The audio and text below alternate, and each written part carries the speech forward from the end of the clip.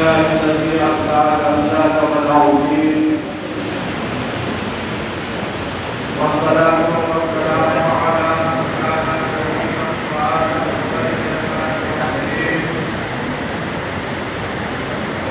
وعلى آله وأصحابه أجمعين. أما بعد، أعوذ بالله من الشيطان الرجيم. بسم الله الرحمن الرحيم. ولا تجعل في قلوبنا غلا للذين آمنوا ربنا إنك رؤوف رحيم. آمنت بالله صدق الله مولانا العظيم وصدق رسوله النبي الأمين الكريم،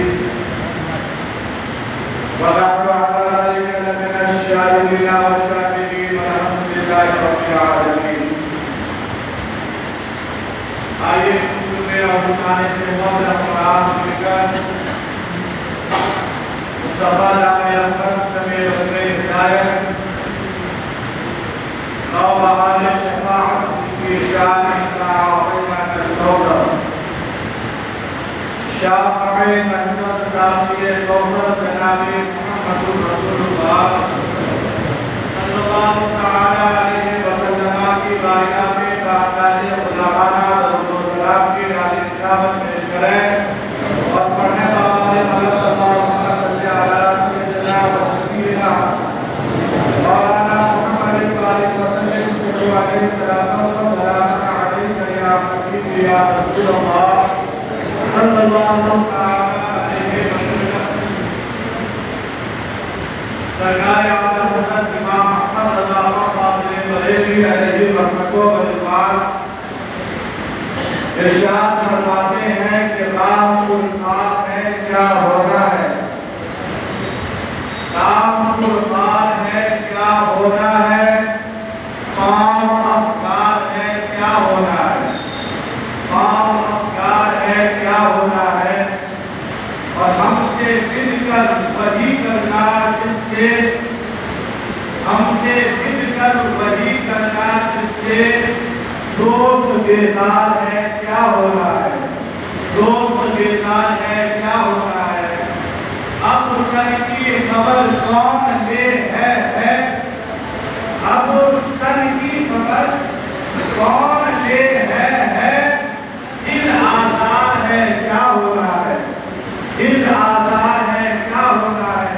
اور آگے لکھتے ہیں یہ جھکے گناہ جس سے، یہ لوگوں سے چھپ کے گناہ جس سے وہ خبردار ہے کیا ہونا ہے، وہ خبردار ہے کیا ہونا ہے. اور آگے لکھتے ہیں اے رضا کیوں پڑھتے ہو، اے رضا کیوں پڑھتے ہو، جب نبی غفار ہے کیا ہونا ہے، جب نبی غفار ہے کیا ہونا ہے. درود پڑھ لیجیے اللہم صلی علی سیدنا مولانا محمد علیہ السلام علیہ یا حبیب یا رسول اللہ. حضرت سید القرآن خاتم الصحابہ رضی اللہ تعالی عنہ آپ فرماتی ہیں کہ میں نے سرکار دو جہاں صلی اللہ تعالی علیہ وسلم کو دیکھا کہ کان رسول اللہ صلی اللہ تعالی علیہ وسلم اذا دخل المسجد وصلی اللہ علی محمد وسلم وخرج على صلی محمد صلی اللہ تعالی علیہ وسلم. آپ فرماتی ہیں کہ جب نبی کریم صلی اللہ تعالی علیہ وسلم مسجد میں داخل ہوتے تو درود پڑھتے، اور جب مسجد سے نکلتے تو درود پڑھتے. اور آپ نے فرمایا کہ نبی پاک صلی اللہ تعالی علیہ وسلم نبی صلی اللہ علی محمد وسلم پڑھتے اور نبی صلی اللہ علی محمد پڑھتے. اب اس حدیث پاک کے تعلق سے مفسر صحیح حکیم الامت مفتی اعظم نعیمی رحمۃ اللہ علیہ آپ ایک اچھی بات ذکر فرماتے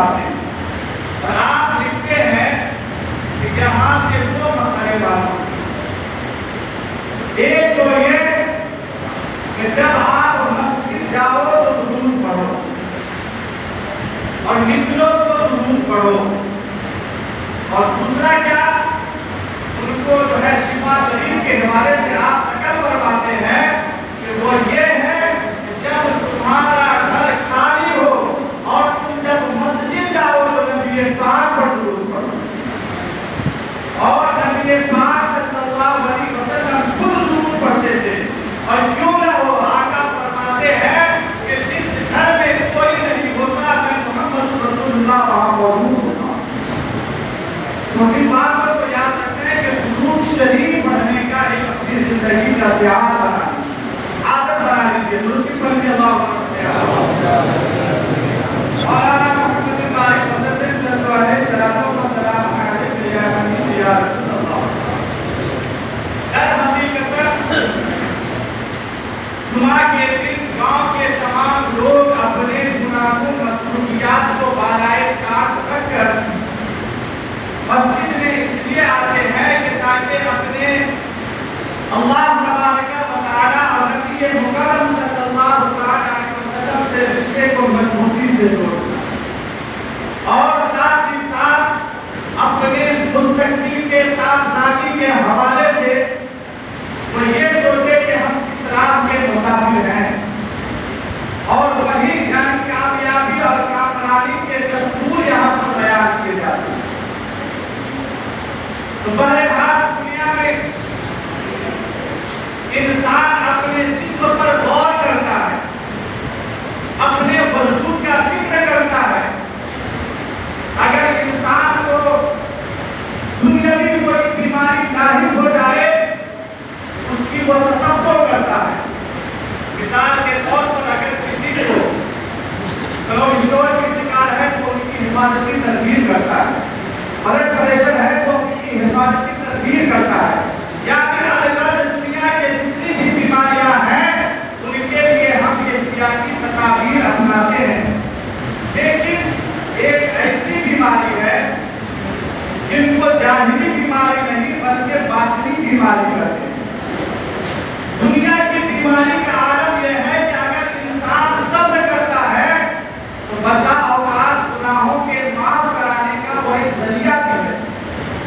لیکن باطنی بیماری دنیا کی بیماریوں سے بہت زیادہ خطرناک بیماری وہ یہ ہے کہ دنیا کی بیماری تو آپ کی جان لے سکتی ہے لیکن باطنی بیماری آپ کا ایمان لے سکتا ہے. اب مجھے بتاؤ کہ دنیا کی بیماری اہم ہے یا وہ بیماری زیادہ خطرناک ہے جو ہمارے ایمان کو لے سکتی ہے. آج یہ ذرا سا میں اس حوالے سے واقعہ پہلے آپ کو پیش کروں تاکہ آپ کو معلوم بھی چل جائے کہ میرا آج عنوان کیا ہے. حضرت عبداللہ ابن عباس کی بارگاہ میں، حضرت عبداللہ ابن عباس کون ہے؟ قرآن کے سب سے پہلا مفسر. آپ کی بارگاہ میں لوگ گھبرا کر تشریف لائے اور کہتے ہیں کہ ہم لوگ حج بیت اللہ کی سعادت حاصل کرنے کے لیے جا رہے ہیں اور جاتے سیما پر پہنچ کر ہم میں سے ایک فرد جو ہے انتقال کر گئے. یعنی اس دنیا سے ساتھ نے ان کی بے وفائی کر دی تو ہم نے ان کے لیے کفن کا انتظام کیا. قبر کو ان کے تمام اسباب کو مہیا کرنے کے بعد جب میں قبر کھودتا ہوں ان کے لیے تو دیکھتا کیا ہوں کہ ان کے قبر میں کالے سانپ پڑے. پھر میں نے ان کے لیے دوسری قبر کھودی، پھر کیا دیکھتا ہوں کہ وہی اس میں کالے سانپ بھرے ہوئے ہیں. میں نے اس کو اب تک قبول نہیں کیا ہے اور آپ کی بارگاہ میں آ کر میں پوچھنا چاہتا ہوں کہ آپ میں کیا کروں. اب ذرا سا یہاں پر آپ غور کریں کہ وہ آدمی حج کو جا رہا ہے اور شریعت کا قانون یہ ہے کہ کوئی انسان اگر حج کے لیے نکل جائے اور راہ میں اس کو موت آ جائے تو قیامت تک اس کے جامع اعمال میں حج کا ثواب لکھا جاتا ہے. اب بتاؤ جو حج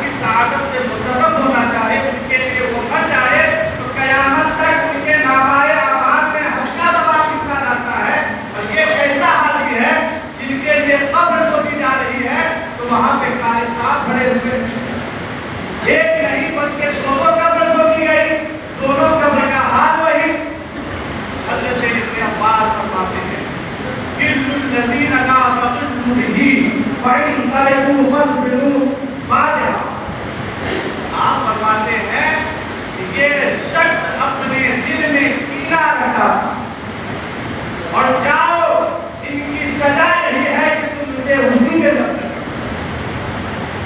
और इतनी बड़ी बात है, हज करने के लिए जा रहा है, दिल में कीना है, बातिनी बीमारी है, और क्या हुक्म दे रहे हैं कि उसी में दफन कर दो। अब जरा सा हम सोचें और आप सोचें, बताइए तो जिस्मानी जाहिरी बीमारी है, ये ज्यादा खतरनाक है या वो ज्यादा खतरनाक है? आप गौर करें, इतना खतरनाक बीमारी है। और साथ ही साथ याद रखें कि अगर किसी के दिल में ये चीज पैदा हो जाए, सबसे पहले उसको खत्म करने की कोशिश करते जाए। और आज हम देखें कि हमारे दिल के अंदर कीना है या नहीं, कुफूरत है या नहीं, बुग़्ज़ है या नहीं, सबसे पहले तो हम उनकी तारीफ समझें। क्या तारीफ? आज जरा मैं इनकी तारीफ से आपको समझाऊं कि कीना का डिफिनेशन क्या है। आज जरा मैं आपको बताता हूँ दो तारीफ। एक तारीफ अहले लग़त की सुने, जो अरब का सबसे मशहूर किताब, मशहूर डिक्शनरी है, वो लिसानुल अरब है। उनके अंदर लिखते हैं कि कीना ये है कि इंसान अपने दिल में किसी शख्स की दुश्मनी रखे और मौका पाते ही उसको इजहार कर दे, इसी को कीना कहा। ये डिक्शनरी तारीफ। लेकिन अब जो अहले शरअ तारीफ करते हैं, इमाम गज़ाली रहमतुल्लाह अलैह, आप कीना की तारीफ करते हैं, कहते हैं कीना उसको कहते हैं कि इंसान अपने दिल में किसी शख्स को भोग जाए, यानी भारी जाने और उससे दुश्मनी रखे, मौका पाते ही वो उनको नुकसान पहुंचा दे। ये कैफियत जब तक बाकी रहे समझो उनके दिल में कीना। अब जरा मुझे बताइए, वो बीमारी है, एक जाहिरी बीमारी है, एक बातिनी बीमारी है। एक बीमारी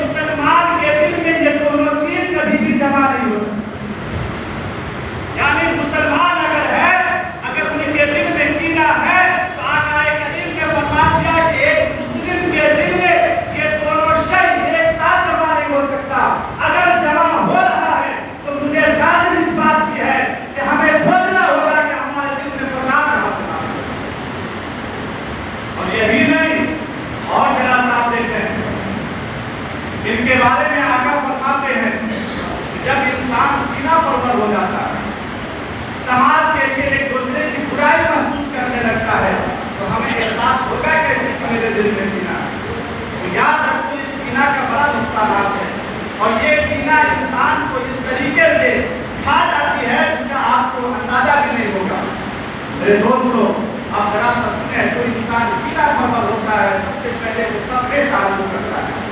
ये पहला नुकसान, यानी एक मुसलमान दूसरे मुसलमान से सलाम कलाम करता है।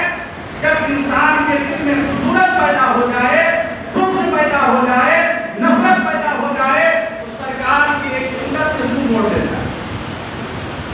जब ये आका ने फरमाया कि एक मुसलमान दूसरे मुसलमान से 3 दिन से ज्यादा बुग़्ज़ न रखे, अगर 3 दिन से ज्यादा बुग़्ज़ रखता है तो वो हम में से नहीं। आका को ये मियार बनाया, ये दलील बनाया है। एक मुसलमान क्या होगा कि 3 दिन से ज्यादा बुग़्ज़ नहीं रखेगा। लेकिन आज हम जो है अपने नफ्स के गुलाम बन गए, अपने ख्वाहिशात के हम गुलाम बन चुके हैं। कुरान में बाबा ने तो हर कहा एक जमाना वो भी आएगा कि इंसान अपने ख्वाहिशात को अपना माबूद बना लेगा।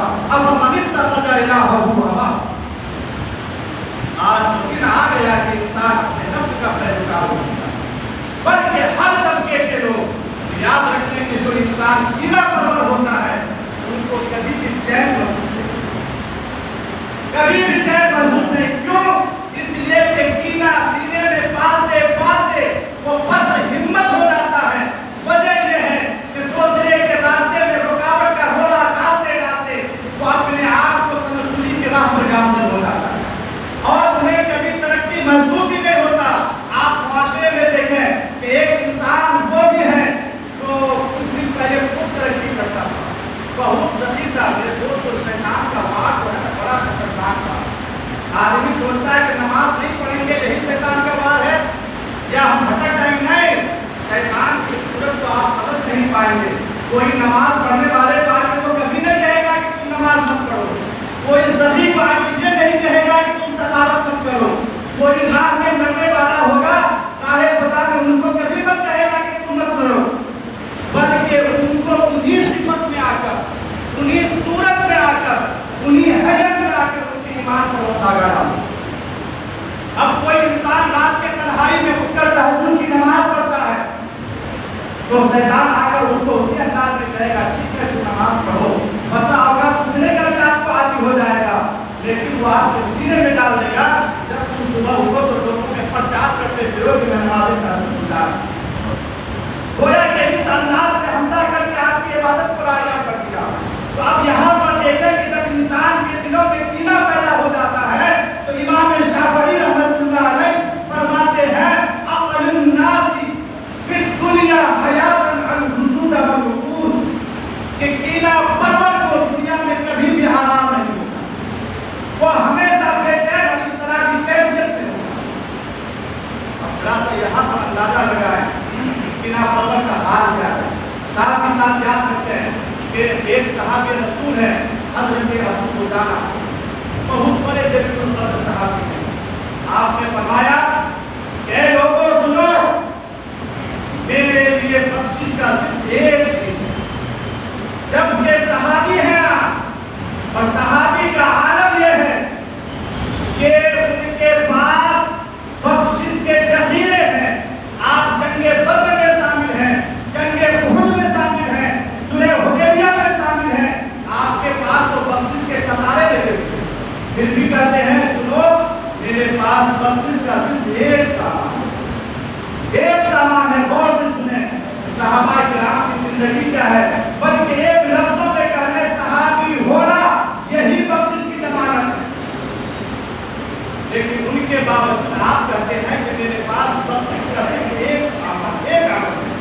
कहा कि सुनो वो क्या है। आपने फरमाया कि मैंने इस जबान से किसी को कभी तकलीफ दी, किसी को कभी दुख नहीं दिया, और अपने कल्ब पर इशारा करके फरमाते हैं कि इस कल्ब में मैंने किसी मुसलमान के लिए कोई कीड़ा नहीं। यही अमल है हमारे बख्शिश का। और आज हम देखें अपने माशरे को देखें क्या हालात है। दूसरी बात याद रखते हैं कि हम में से अफजल वही है जिनके बारे में हज़रत अब्दुल्लाह इब्न उमर फरमाते हैं वो तक़ियुन नबी, कि सबसे पाक सफाफ इंसान वो है कि ला इल्मा फीही वला बग़या वला दिल्ला, कि उसके सीने में न गुनाह हो, न बुग़्ज़ हो, न हसद हो, इनका इंसान। आखिरी बात करूँ वक्त भी काफी हो चुका है, बस आखिरी बात। एक सहाबे रसूल کا نام حضرت انس رضی اللہ عنہ۔ آپ سے یہ روایت مروی ہے کہ آقا مسجد نبوی میں جب آباد، آقا فرماتے ہیں کہ تم لوگ کسی جنتی شخص کو دیکھنا چاہتے ہو؟ صحابہ تو اس کے مشتاق رہتے تھے، کہا کہ ہاں رسول اللہ نے جنتی شخص کو دیکھنا چاہتا۔ آقا نے فرمایا کہ اس راستے سے جو سب سے پہلے داخل ہوگا تو جنتی ہے۔ اب صحابہ جو ہے تمام اس راستے کو ٹکٹکی نکال کے اسے دیکھ رہے ہیں اور مشتاق ہے اس بات کے کب وہ انسان آئے۔ اتنے میں دیکھتے ہیں کہ ایک انصاری صاحب آتے ہیں، ہاتھ میں جوتا اٹھائے ہوئے ہیں اور ابھی جو وضو کیے ہیں چہرے سے پانی کے قطرے ٹپک رہے ہیں، بڑا نارمل انسان ہے آئے۔ دوسرے دن پھر آقا نے فرمایا کہ تم جنتی شخص کو دیکھنا چاہتے ہو؟ صحابہ نے کہا ہاں رسول اللہ۔ گویا کہ آقا نے 3 دن تک لگاتار فرمایا جنتی شخص کو دیکھنا چاہتے ہو، تینوں دن اسی راستے سے وہی شخص داخل ہوا۔ حضرت عبداللہ ابن عمر جب دیکھا اور آپ نے پوچھنا، جب مجلس برخاست ہوئی آپ ان کے پیچھے ہو گئے اور پوچھنے لگے کہ میرے بھائی کیا مجھے اپنا میزبان بناؤ گے، اپنا مہمان بناؤ گے؟ تو کہتا ہے کیوں نہیں، آپ ہی بڑھ اور صرف دل میں یہ نیت ہے کہ مجھے دیکھنا ہے کہ ان کا عمل کیا ہے جن کی وجہ سے آقا نے ان کو 3 مرتبہ جنتی ہونے کی بشارت کی ہے۔ گئے انہوں نے کھانے کا انتظام کیا، کھانا کھلایا، رات میں بستر لگایا، دونوں سوئے اور یہ آنکھ کو باندھ کر دیکھ رہے ہیں کہ دیکھیں آج یہ عمل کیا کرتا ہے۔ تو جب دیکھتا ہے کہ کوئی عمل نہیں ہے بلکہ جس طریقے سے ہم نماز پڑھتے ہیں وہ بھی نماز پڑھتے ہیں، جس طریقے سے ہم سوتے ہیں وہ بھی سوتے ہیں، لیکن ایک فرق تھا کہ دوسروں ایک کروٹ بدلتا ہے تو اللہ کا ذکر کیا کرتا ہے، یہی فرق ہے۔ 3 دن رہنے کے بعد کہا کہ میں اب جاتا ہوں۔ تو وہ صحابی رسول انصاری صحابی پوچھتے ہیں کہ آپ کیوں جا رہے ہیں؟ کہا کہ میں نے تمہارے گھر مہمان اس لیے بنا تھا کہ مجھے دیکھنا تھا کہ کون سا عمل کرتے ہو جس کی وجہ سے اللہ کے نبی نے تم کو 3 دن لگاتار جنتی ہونے کی بشارت دی۔ تو آپ جب جانے لگے تو انصاری صحابی بلاتے ہیں، کہتے ہیں سنو میں ایک بات بتا دوں، جو تم کھوجنا چاہتے ہو، جس کی تلاش میں تم آئے ہو، میں بتا دیتا ہوں۔ سنو ہمارے پاس کوئی عمل نہیں ہے جس طریقے سے تم عبادت کرتے ہو میں بھی اسی طریقے سے عبادت کرتا ہوں، لیکن ایک عمل میرے پاس ہے کہ اس دل میں کسی مسلمان کے لیے میں نے کیا نہیں رکھا ہے۔ اتنا سننے کے بعد حضرت عبداللہ ابن عمر کہنے لگتے ہیں کہ یہی عمل ہے جس کے وجہ سے اللہ کے نبی نے تم کو جنتی ہونے کی بشارت دی۔ اور بقی ابو النیس سمرقندی رحمۃ اللہ علیہ آپ لکھتے ہیں حکم ناصحین کے اندر 3 ایسے شخص ہیں جن کی دعا کبھی بھی قبول نہیں ہوتی، چاہے وہ کعبہ کے دیوار میں جا کر کعبہ کے گراؤں کو قبل کر اللہ کی بارگاہ میں روئے پھر بھی ان کی دعا قبول۔ تو 3 شخصوں میں سے کون ہے ذرا سنیے۔ پہلا شخص وہ ہے جو حرام کھاتا ہے، دوسرا شخص وہ ہے جو لوگوں کی عیب کرتا ہے، یعنی کثرت کے ساتھ لوگوں کے عیب بیان کرتے پھرتا ہے، یعنی ان کو اپنے دانتوں میں عیب نظر نہیں آتا، لیکن جو ہے تمام دنیا میں کشت لگا کر کرتا ہے، فلسفہ ایسا ہے، مسکبہ ایسا ہے۔ یاد رکھیں یہاں کسی پر میرا اعتراض نہیں بلکہ اصلاح مقاصد ہے میرا۔ تو یہ 2 شخص ہوئے، تیسرا شخص وہ ہے جو اپنے سینے میں گنا ہوا۔ اب یاد رکھیں یہ 3 شخص کے بارے میں آیا جن کی دعا قبول نہیں ہوتی اور ایک مسلمان کے لیے اللہ کی بارگاہ سے حاجات طلب کرنے کا سب سے اہم ذریعہ ہوا۔ جب ان کی دعا ہی قبول نہ ہو پھر وہ کیا کرے گا؟ اب کوئی ہر دھرمی کو کر جائے گا دعا قبول ہو ہم کروے کریں گے، اپنے آپ کو کہے گا۔ قرآن نے فیصلہ کر دیا کل ما یعبدون من دون اللہ دعا کہ تمہاری ضرورت ہے کہ تم مانگو، اب تو پہلے ہی سے میری یاد ہے کہ تم اگر چاہو گے تو ہم دینے والا بھی نہیں۔ دوستو بہت ساری باتیں ہیں اس تعلق سے، انشاءاللہ تعالیٰ پھر کبھی ہوگا موقع ملے گا تو میں اس پر گفتگو کروں گا، اس لیے کہ بہت سارے عنوان آپ لوگوں کا میرے پاس ہے، یعنی ہر جمعہ کے بعد کوئی نہ کوئی عنوان آ ہی جاتا ہے، لیکن دعا کر اللہ تبارک و تعالیٰ مجھے صحت و سلامتی عطا فرمائے۔ انشاءاللہ تعالیٰ آئندہ جمعہ کسی اور عنوان پر گفتگو ہوگی۔ سب لوگ میرے ساتھ میں استغفر اللہ ربی